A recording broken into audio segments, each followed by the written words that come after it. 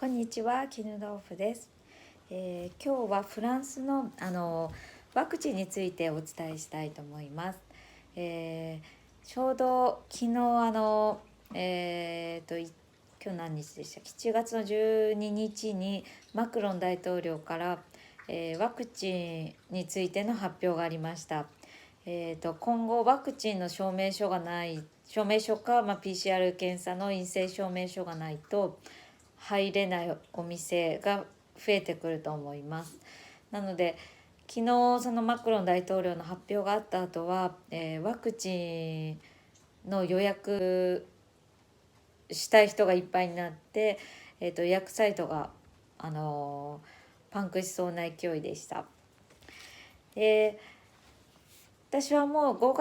ワクチン2回とも打ってあるんですけれども、いつ打ったかと言いますと、5月に1回と6月に1回のファイザーを、2回打ち終わっています。で、5月と6月はそれぞれ予約をして打ちました。でフランスの場合はファイザーの場合、1回目を予約すると自動で、5週間後でしたっけね、5週間後の2回目の予約が自動で入ってるんですけれども、5週間後だとちょっと遅いなと思って自己判断で、2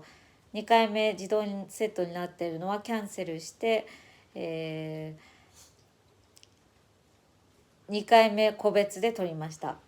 なんで1回目と2回目が違う接種会場になったんですけれども、それは全然問題なく終わりました。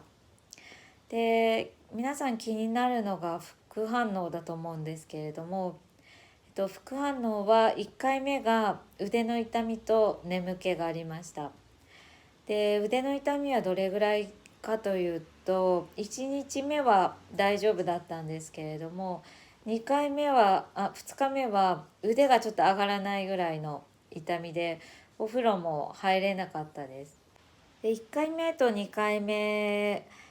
で違いはあるかっていうことなんですけれども、やっぱり2回目の方がちょっときつかったですね。で私の場合なんですけど、2回目も1回目も2回目も結論から言うと発熱等の重い症状はなくって、1回目は腕の痛みと、眠気で、2回目は、腕の痛みと、ちょっと吐き気がありました。なのです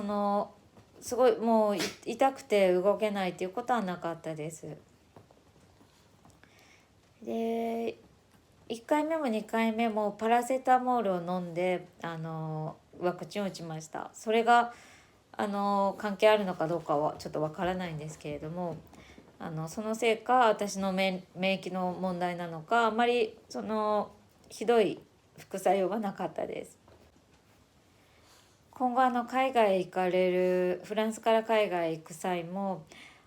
EU 圏内でもワクチン証明書が必要だったり、PCR 検査の陰性証明書が必要だったりするので、ワクチンをいつか打とうと思っている方は早めに打っておいて問題ないんじゃないかなと思いました。というのもフランスではそのマクロン大統領が発表したようにこれからワクチン証明書がないと入れないお店が増えてきます。でワクチン証明書か陰性証明書なので、72時間以内の陰性証明書なので、陰性証明書を3日おきだとか出せればいいんですけれども、秋以降 PCR 検査も有料になるんですね。今無料なので、何回受けても大丈夫なんです、無料なんですけれども、秋以降は有料になるので、その3日おきに例えばちょっとレストラン行きたいから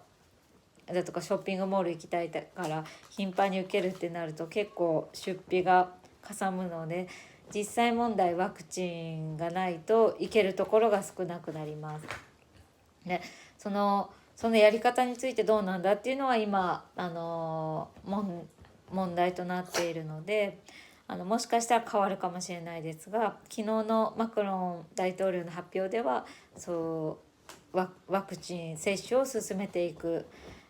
方向性でお話しされてました。なのでフランス国内に行ってワクチンをいつか打とうって思っている方は早めにされた方が動ける範囲が広がるんじゃないかなと思います。また、